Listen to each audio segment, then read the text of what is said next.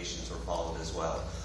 There are 100 other communities in this city, and no doubt many of them have had schools come up and go, and none of them even knew what was going on. So yeah, we need to go back and we need to take a look at some of those, at least over the last few years, and find out, make sure that citizens were not given a raw deal.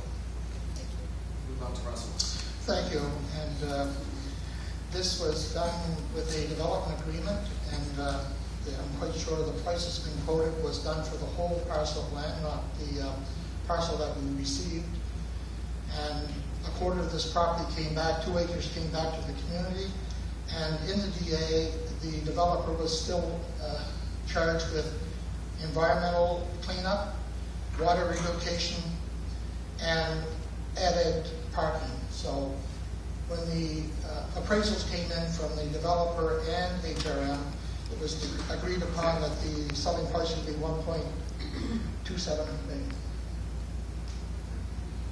Fair market value. Thanks very much for the question, Tamara.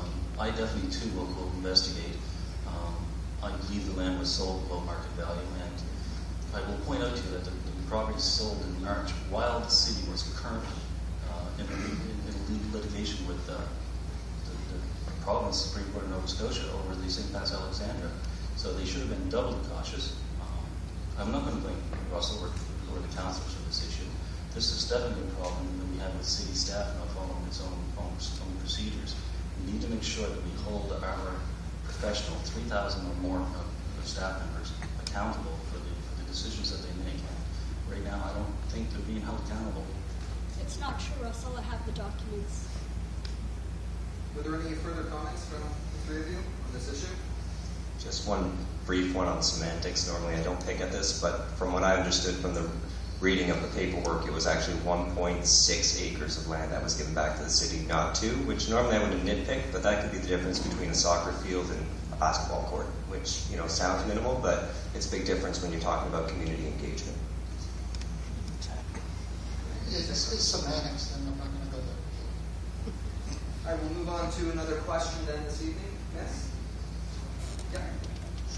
Hi, my name is Beth Wilson, and I want to ask you to imagine a hypothetical situation in which there is a very large project proposed for HRM, and it is supported by a large majority of citizens and councillors. I did say it was hypothetical. The project has a good chance of receiving substantial funding from the provincial and federal governments, again hypothetical, if they are convinced of the proposal's worthiness and such a proposal is well presented. It has been determined that there are 3 suitable sites for the project, and one of those is in the running is in District 10. The site is to be chosen before the proposal is finalized and before the other 2 levels of government will consider funding the project. My question is, as the councillor for District 10, what would be your approach in the debate for the choice of site for the project?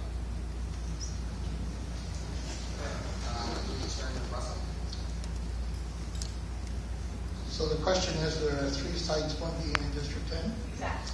I would be doing everything that I could to convince council that District 10 would be the best site for that project, and especially when the community accepted it and wanted it. Could you correct me, Beth, that the community is in favor of it already? Or Yes. Okay. Yes. By all means, then, yes. You petition the council, your fellow councillors to go with the development. Fairview is stagnated. Fairview District 10 has stagnated enough over the last 15 or 20 years. We do need to move forward. John. Well, I don't think that you'd ever get a response from a candidate who would tell you that they wouldn't work to get it into their district. That would be political suicide. Yes, I would absolutely, if the community was definitely in favor, I would work very, very hard to make sure that it came to this community. I just recently graduated from an advanced diploma in public relations. It's what I was trained to do: communication, presentation, persuasion, marketing, advertising. I finished with the top of my class, an award of excellence for my program. I feel that I would have a really strong voice there and a really good opportunity to bring such a project to the district.